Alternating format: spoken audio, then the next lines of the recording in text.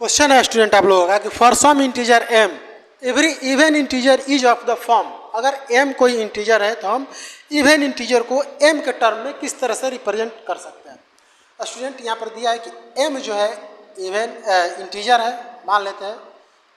अगर m integer है तो इसके जगह पे कुछ भी हो सकता है, -2, -1, 0, 1, 2, 3 इस तरह से हो सकता है। अब स्टूडेंट अगर कोई एक हम नंबर लेते हैं, मान लीजिए कि कुछ भी मान लेते हैं कि a एक नंबर है। इसको अगर स्टूडेंट हम डिवीजन एल्गोरिथम में लिखने की कोशिश करें तो ये हो जाएगा, इसको लिख सकते हैं a को a equal BQ plus R।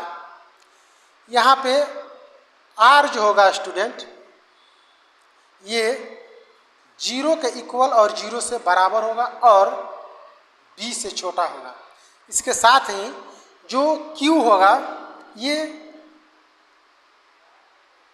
Q जो होगा स्टूडेंट सम इंटीजर होगा।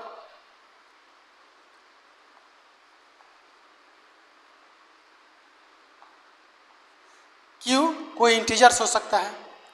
अब स्टूडेंट जैसे कि क्वेश्चन में दिया गया है कि हमें इवन नंबर को m के टर्म में रिप्रेजेंट करना है, तो हमें पता है कि जब भी कोई नंबर 2 से पूरी तरह से डिविजिबल हो तो उसको हम बोलते हैं कि वो इवन नंबर है। अब इस कंडीशन में हम स्टूडेंट a को यहाँ पे इस तरह से लिख सकते हैं, जहाँ पे b को 2 से रिप्लेस करेंगे तो 2q प्लस r जो होगा स्टूडेंट 0 हो जाएगा, क्योंकि इवन नंबर जो होता है 2 से पूरी तरह से डिविजिबल होता है। अब इस कंडीशन में स्टूडेंट इसको हम चाहें तो लिख सकते हैं 2q। अब चूंकि स्टूडेंट यहाँ पे हमने मेंशन किया है कि q जो है इंटीजर है, हम यहाँ पर भी हम लोगों ने माना है कि m जो है, जैसे कि क्वेश्चन में भी दिया है m जो है इंटीजर है, तो 2q को हम स्टूडेंट 2m लिख सकते हैं।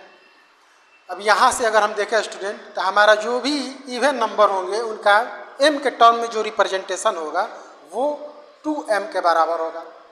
इसी तरह से ये भी क्वेश्चन आ सकता है स्टूडेंट, या आप लोगों को मिलेगा कि ऑड नंबर का रिप्रेजेंटेशन अगर अलग अलग वेरिएबल के टर्म में किस तरह से किया जा सकता है। तो अगर ऑड नंबर को अगर हम लेकर देखें तो उनका जो रिप्रेजेंटेशन होगा वो स्टूडेंट 2m प्लस 1 के टर्म में हो सकता है। स्टूडेंट अपने तरफ से हमने कोशिश किया इस क्वेश्चन को आसान शब्दों में समझाने के। अगर समझ में आया है तो भी, नहीं समझ में आया तो आप कमेंट बॉक्स में पूछ सकते हैं। अगर आप लोगों को वीडियो अच्छी लगती है तो आप